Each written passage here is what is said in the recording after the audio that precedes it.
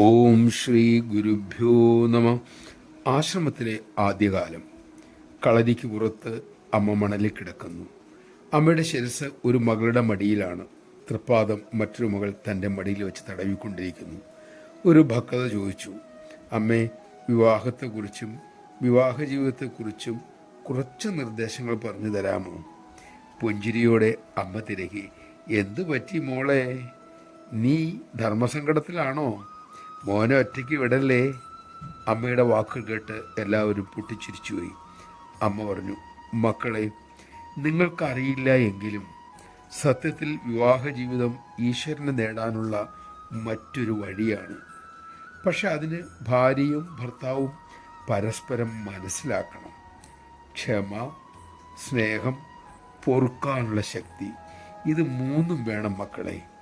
ഇങ്ങനെ ഭാര്യ ഭർത്താക്കന്മാരിൽ ഈ ഗുണങ്ങൾ ഇപ്പോൾ കാണാറില്ല. അതിനാൽ ദുരിതങ്ങളുണ്ടാകുന്നു. ഇത് ശീലിച്ചു നോക്കൂ. വിവാഹ ജീവിതം സുഖകരമാവും. മാത്രമല്ല, ഈശ്വരനെ നേടുകയും ചെയ്യാം. നമഃശിവായ. പ്രാരബ്ധങ്ങൾക്കനുസരിച്ച് ജീവിതത്തിൽ ഓരോ ദശകൾ ഓരോരുത്തർക്കും വരും. അത് ഈശ്വരേച്ഛയാണ് എന്ന ഭാവത്തോടെ സ്വീകരിക്കാൻ നമുക്കാകണം. പരസ്പരം സ്നേഹിക്കാൻ ആകണം.